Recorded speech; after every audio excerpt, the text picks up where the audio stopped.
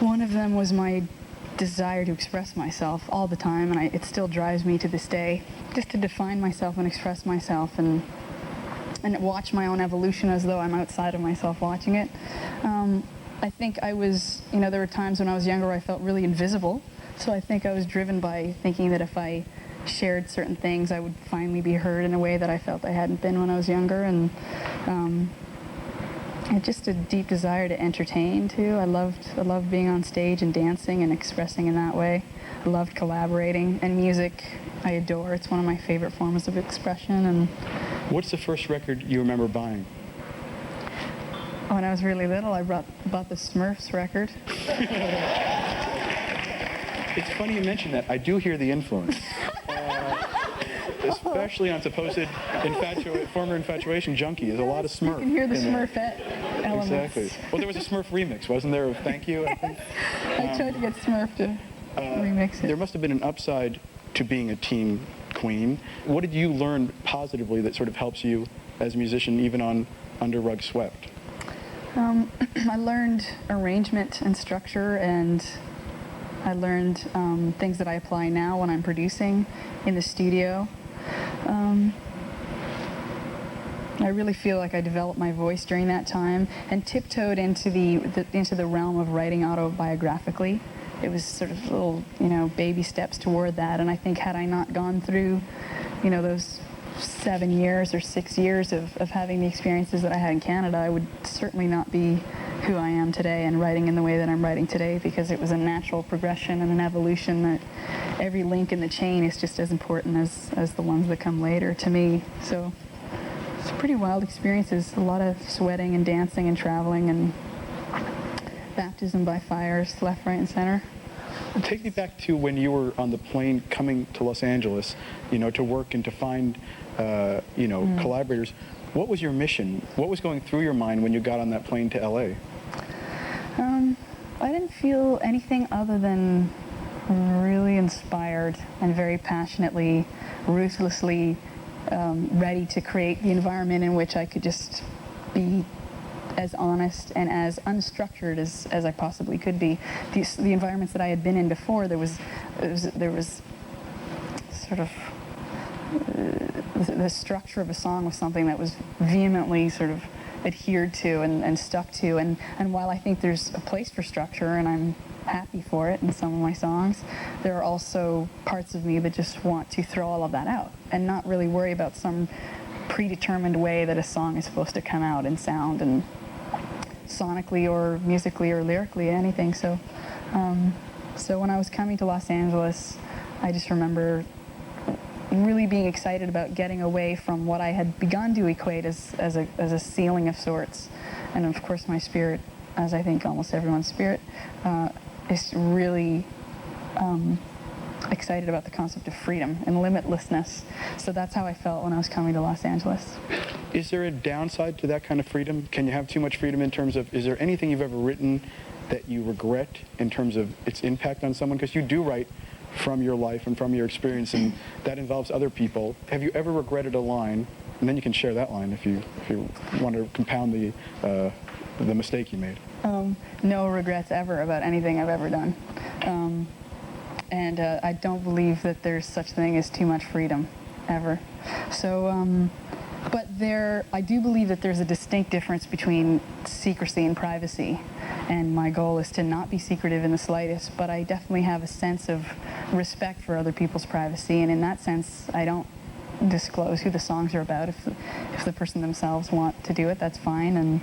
But I do have respect for other people's boundaries and privacy. But at the same time, if it was something that was something that I experienced, then it is my form of expression, and it is me saying my story, or my take on it anyway. So. Have you ever changed a name to protect the innocent or the guilty? Yes, I have. I've used nicknames and middle names, but it was a name that still applied to the person for me. The fine line that I had to get to was I couldn't just use a fake name, because then I wouldn't be able to sing it with any sort of conviction. So I had to have some sort of connection with that person. How many of your songs are traditional sort of verse, chorus? It seems like not too many of them are traditional. Many of them have their own logic.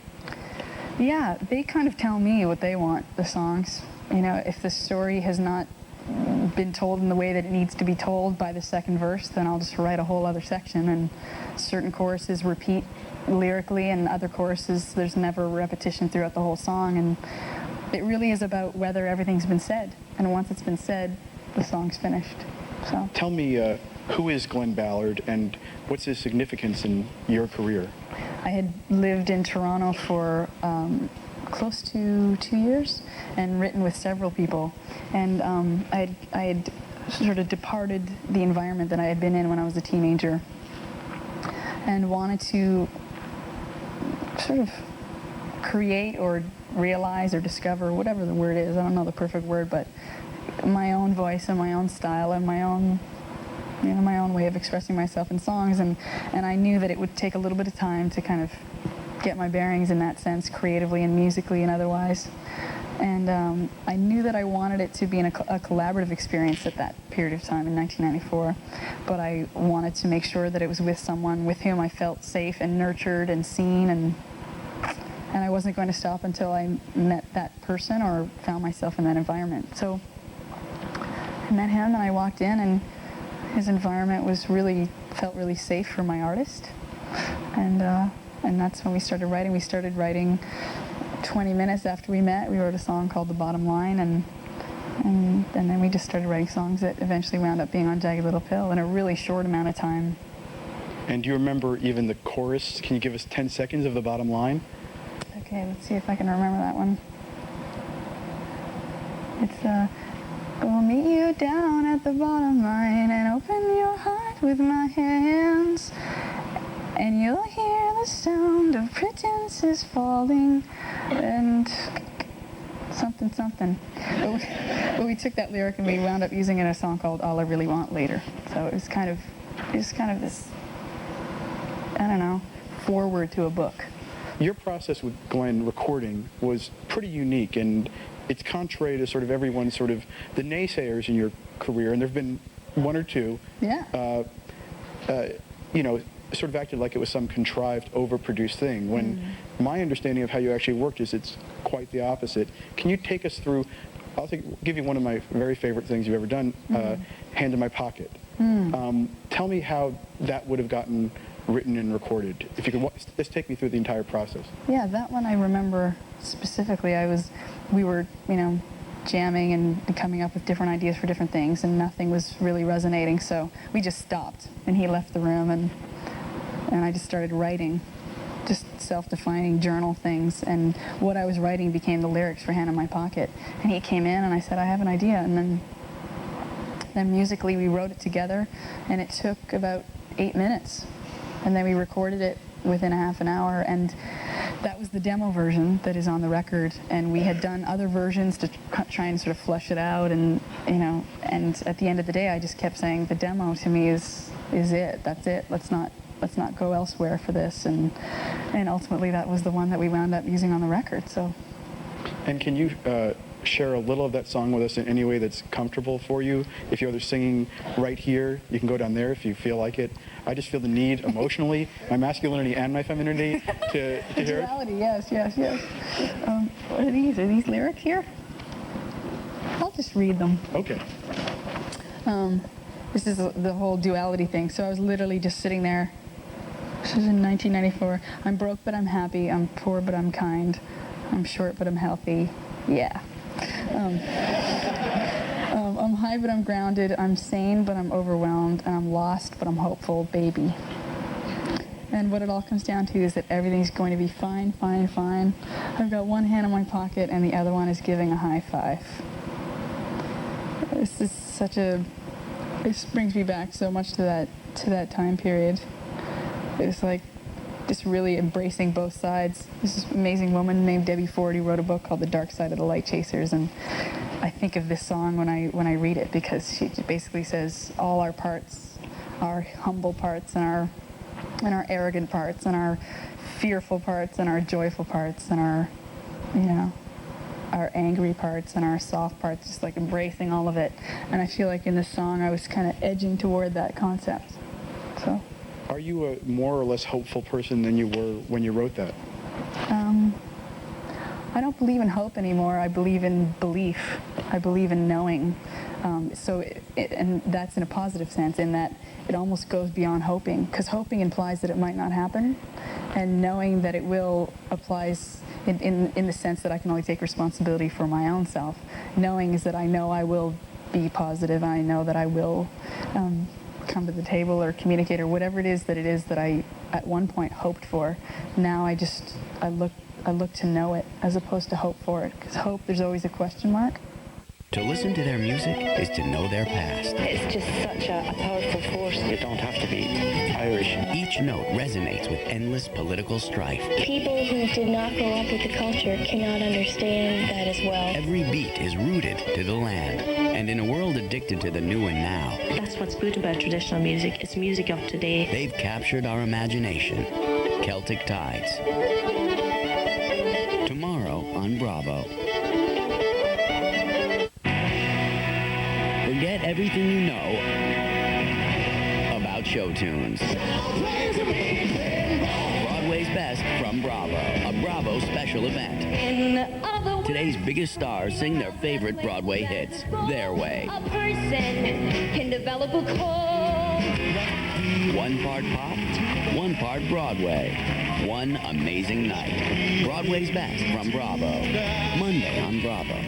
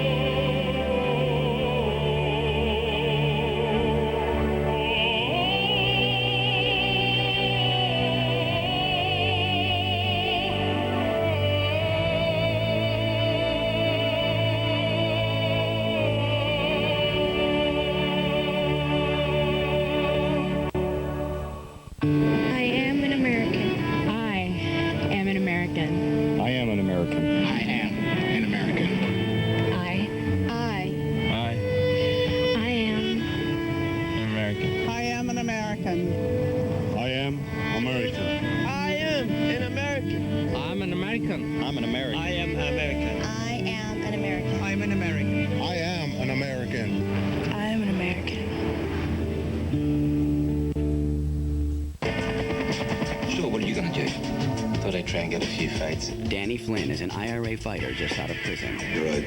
Good behavior. You were never accused of that before. He finds that the only thing more difficult than forgetting the past Why did you really come back here? is living it down. It's an angel's game you're playing, Donnie. You're a prisoner's wife. You know what that means? Daniel Day-Lewis, Emily Watson, and Brian Cox in Jim Sheridan's The Boxer. Tuesday at 8 Eastern on Bravo's 5-Star Cinema. Not your everyday on Bravo.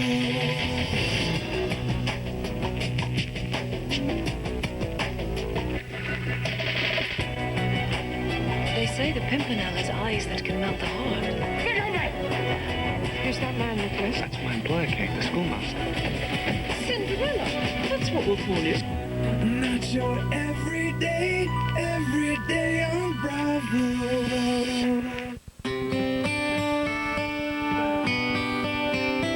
Everything we've heard about you suggests that your trip to India after Jagged Little Pill was a very important journey for you. How did you come to take that journey? Who came with you on that journey, and what happened? It was after Jagged Little Pill, and I was doing several different things, delving into some charities, and really wanting to give back, because just by default, being in the public eye, and you've been around it a lot, so I'm sure you know this more than most, it's just an incredibly narcissistic experience. Like, everything starts turning at the point. It just started being about me all the time, and I was really getting sick of my own image and my own voice and my own self, and I wanted to just step outside of it all. And so my brother had been over in India for close to a year, and he said, come over, just come visit me. And I was like, oh my God. I really wanted to go, and it was around Christmas time, so my Christmas gift to my 2 aunts and my mom and 2 of my dear girlfriends was to bring them with me to India. So we all went together, and we went to Calcutta and did some work at Mother Teresa's place for a little bit of time, and then traveled all over the place, did some yoga. It was pretty amazing. Tell me a little bit about That I Would Be Good. Where were you when you wrote that, and who were you when you wrote that? I was feeling an immense amount of pressure after Jagged Little Pill to write the follow-up. There was so much pressure for me to not only write it right away, but to have it be something that was going to be, juxtaposed right next to Jagged Little Pill and compared to it in a way that I ultimately wish art could be in its own little vacuum, but relativity is something that exists, so I couldn't get around it. And I went to India, and I just sort of dropped off the face of the earth and had my own conceptual death in so many ways, spiritually and otherwise. And I came back and started writing songs for supposed former infatuation junkie, and I was inspired and horrified because I wasn't really sure I wanted to do it. And I was at the studio one day with Glenn, and I just turned to him and said, I don't want to be here, and I'm not ready to be here. And he said, okay, come back when you're ready. And I didn't know whether I'd be coming back in 2 days or 2 years. So I went home, and I had friends at my house, and I wanted to just have some solitude, so I locked myself in my closet. And I just lit a candle, and I just sat there, and I just started crying, and just wrote those lyrics that wound up being in That I Would Be Good. And it came out in about 3.5 minutes. It was done. Well, now that we've talked about it, would you mind playing it for us? I'd love to. Great.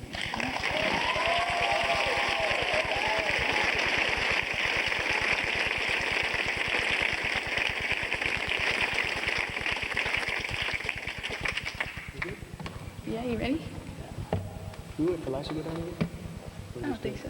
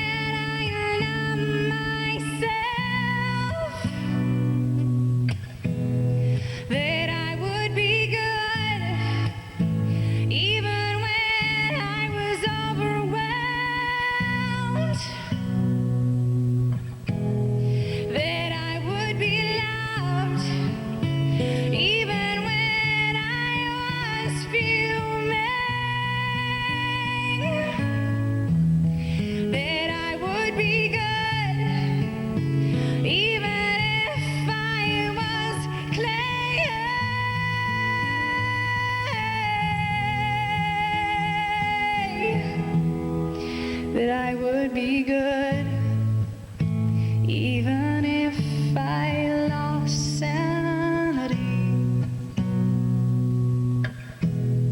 That I would be good, whether with or without you.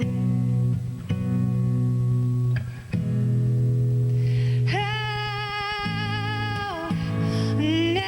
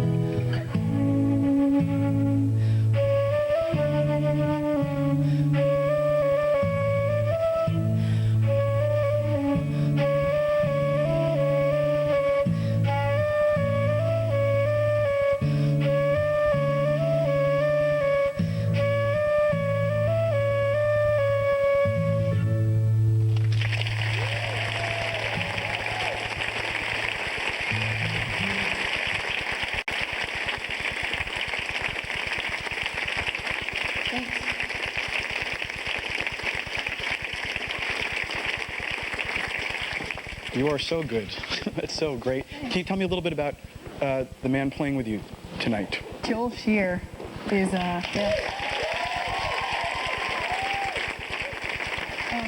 and I have known each other for a few years, many years. He actually played on Right Through You on Jagged Little Pill. That was the first time I met him.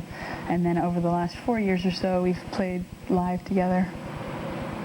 And when you're on stage, how aware are you of the people out there? In these kinds of environments, I'm totally aware. But then in other environments, I'm not. It really depends. Some songs like that, it would be good. I kind of go somewhere else. I don't even really feel like I'm here, but I'm here, but I'm not here. So it's kind of like it goes through. There are certain songs like Head Over Feet. When I wrote and recorded that song, I didn't remember even one millimoment of it. And I would listen to the song the next day and think, wow, cool. And I don't remember having really written it. So sometimes when I'm really in the trance, it's the best thing on earth.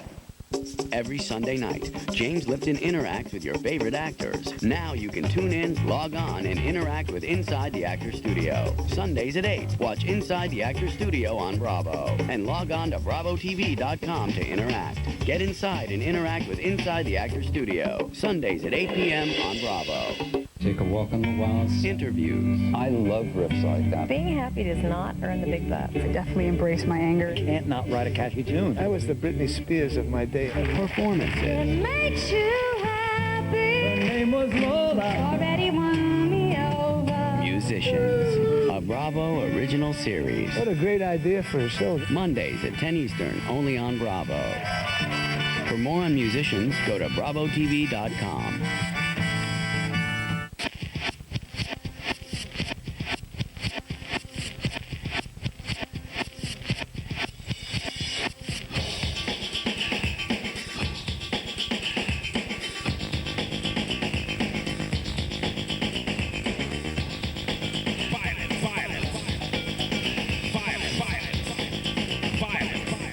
Stronger than you.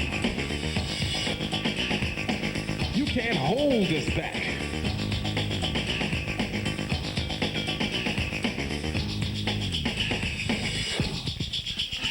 Violence. We know what it takes to blow past you.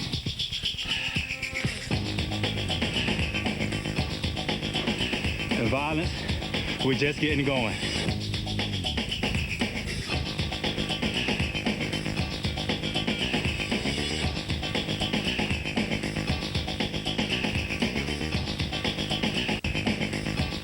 Every film has its era. Filmology takes you there. Every Thursday night, it's Filmology. We'll show a film along with pop culture tidbits on the period it represents. Like 1919, the age of Prohibition, direct dial phones, and a team that gambled away the World Series. Come on, guys, the truth. Music, fashion, and the people that made an impact. Filmology, the movies and the history of the times. Every Thursday at 8, only on Bravo. For more on Filmology, go to BravoTV.com. This is your hometown. Connect with it at inyourtown.com. The new way to discover your hometown.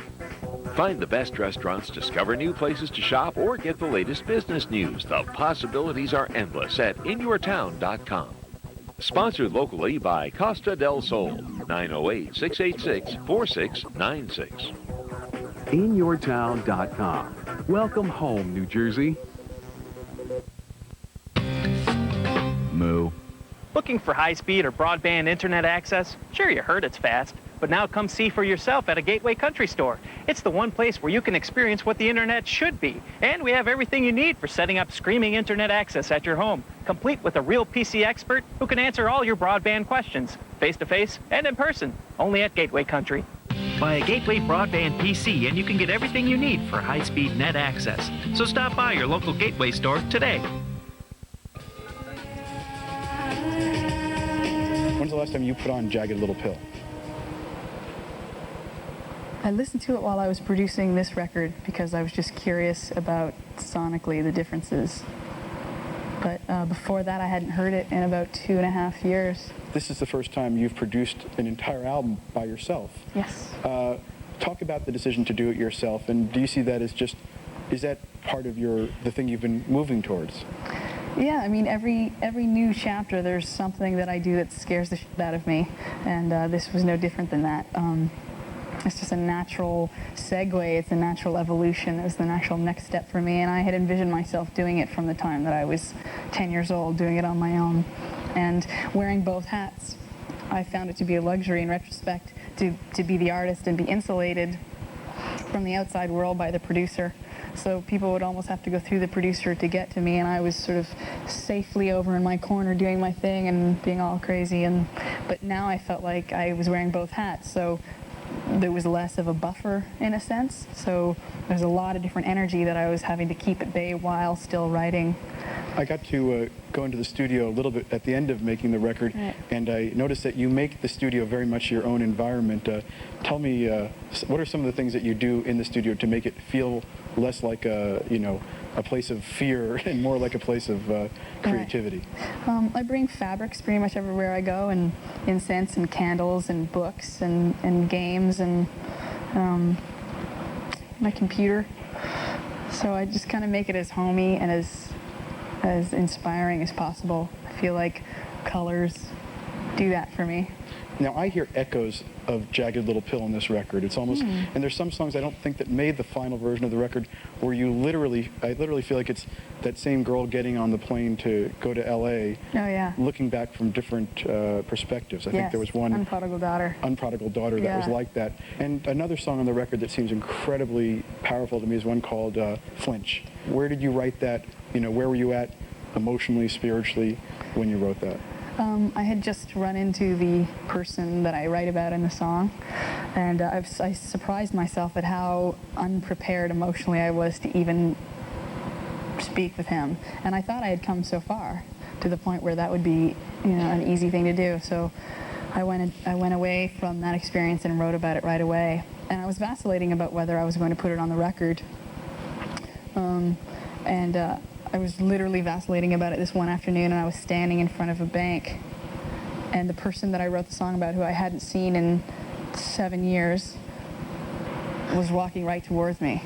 And I just saw him, and I froze, and he was about to look up, and I just turned away and walked away like a little pussy, just totally like a little cat, and just totally walked away. And I felt like at that point I had to put the song on the record, because it was like I was revisiting the exact subject matter that I had just written. And has he heard the song, do you know? I don't think so. But he will, no doubt. And anytime I write songs about him or anybody, I never write it for the sake of getting back at them or seeking any sort of revenge. So it's definitely not written for the sake of any sort of punishment for the person. It's more just wanting to speak the truth. What was more difficult for you to face, those who were looking to you as some sort of spokeswoman for a new generation, or those who were sort of leading the backlash? Because there was both. It was like either you were being worshipped or someone was trying to tear you down as a false god of sorts. Right. What was more difficult for you to deal with? Both. Both of it was pretty overwhelming, and I had inner conflict all the time. I found myself at award shows or all kinds of places where there was praise, and I would have a conflicted relationship with it. And some people would say, "Hey, this is just really sweet recognition," and then I would say, "I know, but there's an element of it feeling like I'm winning, or I'm better than someone else, or that I'm separate, and that I'm separate from people," and that part was really disconcerting for me. But I've always understood people hating me and people loving me and people not really giving a shit. I fall into the category all the time. So all that really happened was it amplified everything. It made it so that people really were loving it or really hating it. And it got to the point where it was more an exercise of seeing whether I felt understood more so than whether I felt loved. Because someone can hate my music, that's totally cool. Someone can love it, that's cool too. But if it really comes down to, is someone telling me their opinion, or is someone judging me? The judging part just never feels good. But and then it, like I said, it became more of whether I felt understood or not. So some articles or some people's comments or thoughts, I would think, oh wow, I think they really understand why I'm doing what I do, or they understand my insecurity here, or they understand how confused I am here, or how on fire I am here, or not. So it was more like I got to know people based on how they viewed me more than anything else. It really tells me more about them. The word is out. The It Factor has it.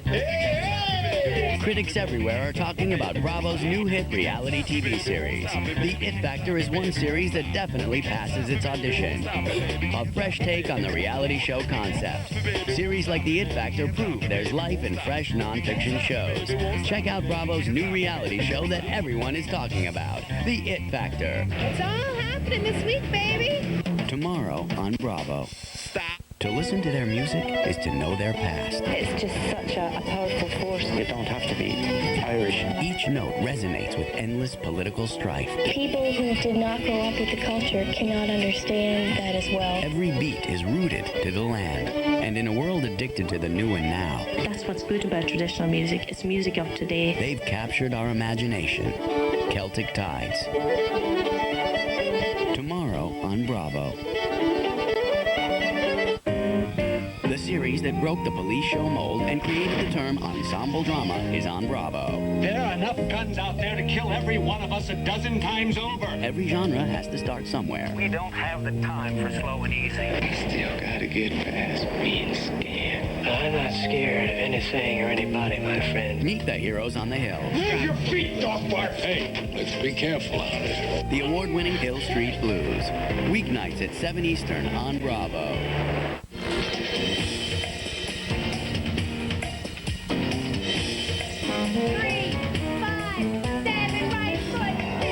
Collaborate.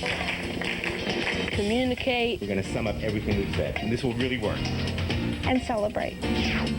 Here at Bravo's On With The Show workshop in Indianapolis, Indiana. I just wanted the opportunity to get the perspective of someone who's actually dedicated their life to acting. Okay, so there's 2 steps. There's just something I get from drama, like that rush. You can't get that anywhere else. It teaches you confidence and discipline and just how to communicate with different kinds of people. Bravo, bringing theater to kids with Comcast. It's tough getting it all together, but we got it together in the end. Get involved. Go to bravotv.com. Bravo On With The Show, bringing theater to kids, is presented with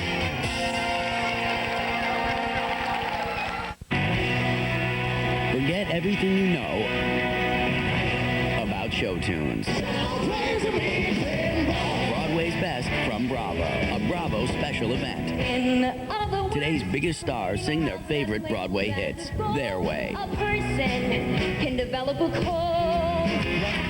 One part pop, one part Broadway. One amazing night. Broadway's best from Bravo. Monday on Bravo.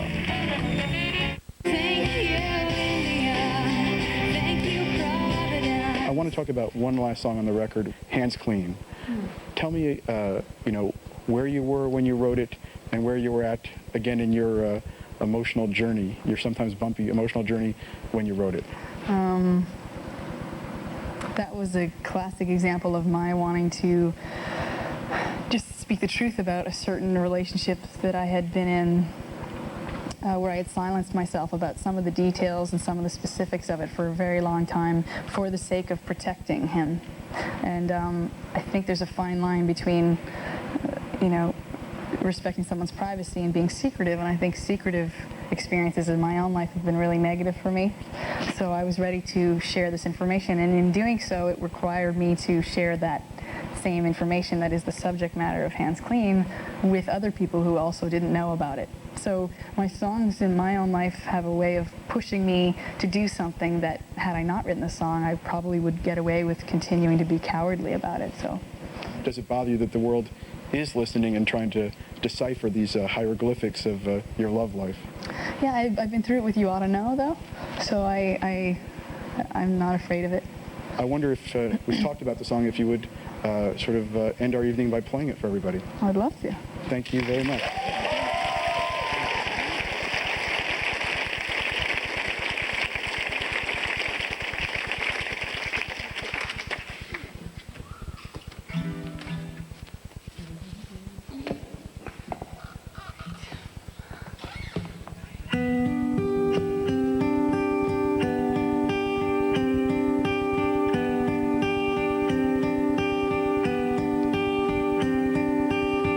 If it weren't for your maturity, none of this would have happened. And if you weren't so wise beyond your years, I would have been able to control myself. And if it weren't for my attention, you wouldn't have been successful. And if it weren't for me, you would never have amounted to very much. This could be messy, but you don't seem to mind. Well, don't go telling everybody and overlook this supposed crime. We'll fast forward to a few years later, and no one knows except the both of us. And I have honored your request for silence, and you've washed your hands clean of this. You're essentially an employee, and I like you having to depend on me. And you're kind of a protege, and one day you'll say you learned all you know from me. And I know you depend on me like a young thing would to a guardian. And I know you sexualize me like a young thing would, and I think I like it. Yeah, this could get messy, but you don't seem to mind. And don't go telling everybody and overlook this supposed crime. We'll fast forward to a few years later, and no one knows except the both of us. And I have honored your request for silence, and you've washed your hands clean of this. What part of our history's reinvented and under rug swept? What part of your memory is selective and tends to forget? What with this distance it seems so obvious. Just make sure you don't tell on me, especially to members of your family. And we best keep this to ourselves and not tell any members of our inner posse. And I wish I could tell the world, 'cause you're such a pretty thing when you're done up properly. And I might want to marry you one day if you watch that weight and you keep a firm body. And this could get messy, but you don't seem to mind. And don't go telling everybody and overlook this supposed crime. And we'll fast forward to a few years later, and no one knows except the both of us. And I have honored your request for silence, and you've washed your hands clean of this.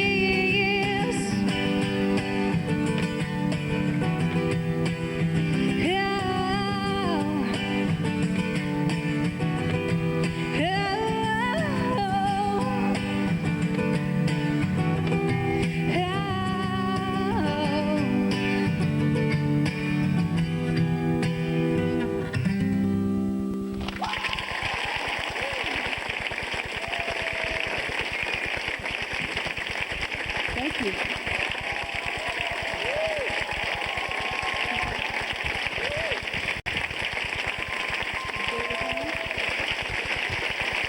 Thank you very much.